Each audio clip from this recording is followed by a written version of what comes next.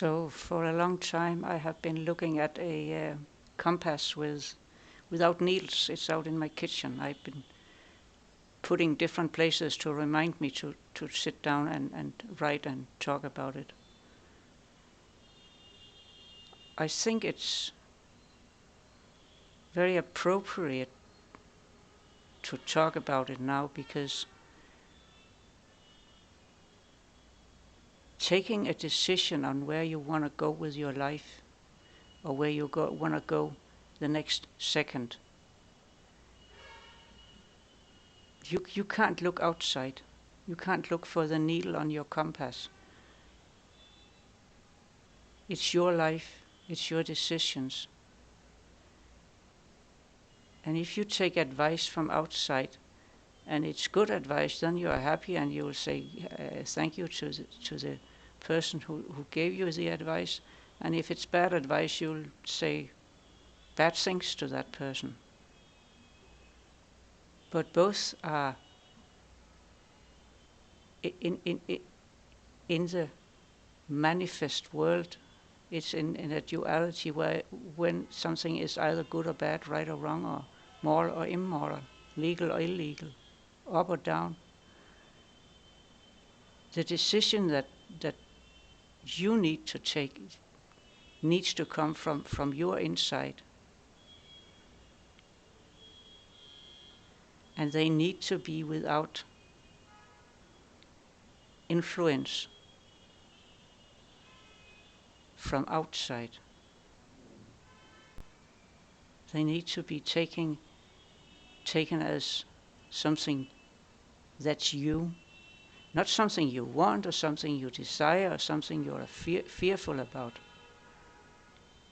People staying in a marriage where they should leave because they're afraid of the consequences.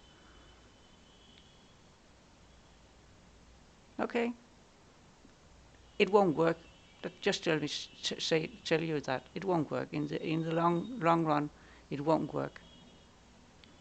At a point, the consequences of staying and the consequences of leaving is both horrible, and you need to take a decision. And we have to learn to be able to read and understand what comes from inside that actually did tell you a long time ago, when the marriage started, or before the marriage even started, don't do this. It's wrong. It's not good for you. But we have learned, and we are so obedient, and it's not just women, it's also men. We do as we are told because that's a good boy, that's a good girl.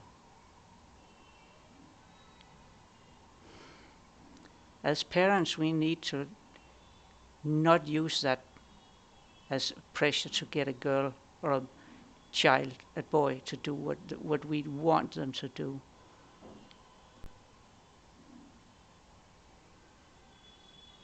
We need to be able to look at that they make decisions, and then they can sit down. And if you're a good parent and you know how to do it, you can sit down and say, okay, let's look at this. What's going on here? Let's talk about it. What do you really feel? And most of us, I would say, 95, 98% of the population, as it is right now, at least 90%, has no idea of how to sit down and listen to themselves and find out what they really want, because they can't. And I'll tell you why they can't. Their body, their nervous system is polluted by all sorts of stuff in their food they eat that is influencing our bodily functions, our nervous system, so we don't know what is good and bad, right and wrong, what's up and down. Oh yeah, it tastes nice, I like it. Let me take 2 pieces more. Just because it tastes good doesn't mean you should take 2 pieces more. Read what's inside it. You might get surprised that it's not healthy to eat. Yeah, I can't run and cook all my food all the time. I'm not saying that. But I'm telling you to be aware of what you're eating and make choices for your body. That's one way, one place to start. But being able to take a decision that is based on what's inside you, what is your pure core essence. That's more important than listening to somebody telling you you don't understand what's going on in the world. No, probably you don't, and probably you will not want to understand it.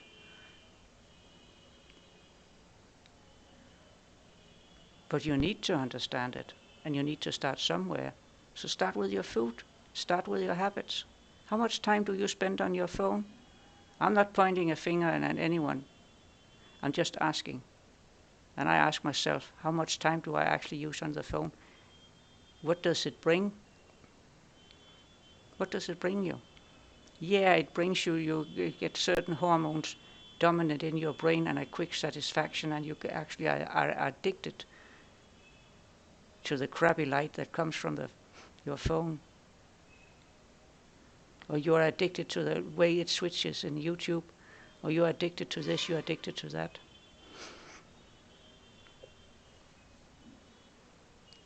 Or maybe you're just addicted to doing nothing, because you're afraid that if you do something, what will happen?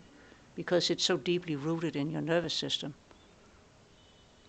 that you can't act, you can't do anything, because you have anxiety for God knows what.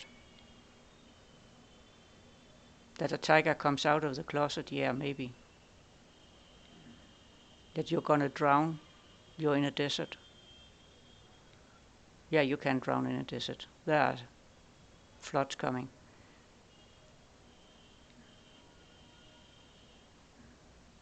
And if you keep doing that, you're not getting out of where you are. You need to take decisions for yourself. Yeah, then my mom, my dad, my sister, my brother, my grandchildren. Yep. Are they going to benefit from you sitting in a corner and not doing anything, or are they benefiting from you taking a decision and not seeing them for the next 10 years because you're sitting in a cave, or because you're in the midst of Africa and doing help work? They'll probably prefer that you're in the midst of Africa and doing some help work, or whatever you're doing, or sitting on an island somewhere and writing that book you should have started to write when you were 20. Now you're 60. You need to write it now.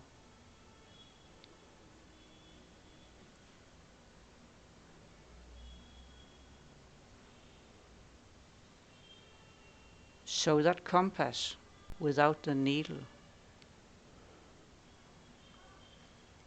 In the physical world, and if you're out trekking, yeah, you need a compass with a needle. But you need to reinstall your own inner understanding of yourself and who you are and what you are and where you want to be with your life. And if you're not there yet, start digging, start working. Maybe you need to walk 5 minutes, take a walk for 5 minutes today and the next week, and then it's 10 minutes, because that's all you can do. That's fine, do it. Start with that kitchen drawer that needs to be cleaned out.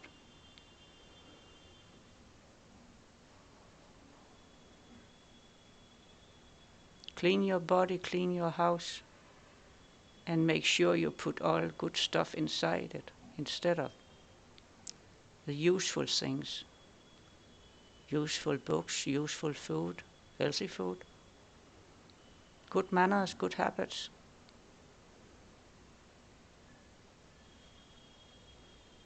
The inner compass is much more important. That inner feeling of, I know what to do and how to do it. It's much more important than anything else. One step at a time. I'm not saying you should become vegan. I'm not saying that you shouldn't eat meat. I would probably recommend you reduce certain food types.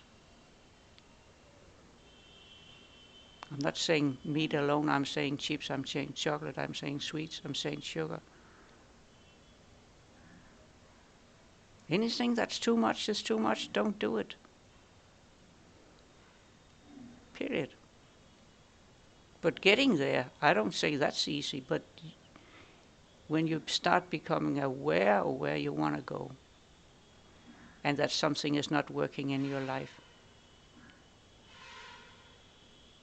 that's a starting point. And allowing yourself to be uncomfortable. Because if you can't feel the uncomfort when it's uncomfortable for you, then you just go with, oh, it feels good. It's nice. Yeah, but when you can't feel the bad stuff, you can't feel what it's really feeling when it's the real good. Good. And that's not a feeling, that's an experience. This is right, this is what I'm going to do. You just know it. It takes time to learn. Long time for some people. And it takes time to discern which thoughts are your own and which thoughts come from somewhere else.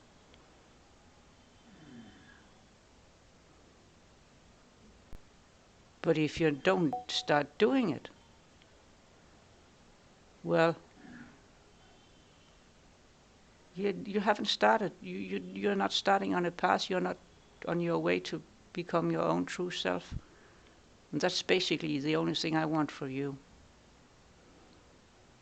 I can talk to you nicely as I'm doing today, or I could sit down and yell and scream at you. It's probably not my job to do, at least not now. But start working with yourself. Start from inside. Learn to meditate, use visualizations, listen to good music, read good books, listen to books, listen to stuff from YouTube and all the other platforms where you learn about nature, about natural law, how it really works. Learn about the real history. Dive deep into what history is. And you might even find that some of the things you think you know is a lie. And you have to learn to deal with that too. Is the earth flat or is it a round Christmas ball somewhere? I have no idea. I'm not going to tell you. It's your job and your responsibility to be responsible for your own self. When you have children, you're responsible for them at some levels, but you also are responsible for letting them have their own experiences and guide them the right way. But as an adult, you're responsible for you, and you alone.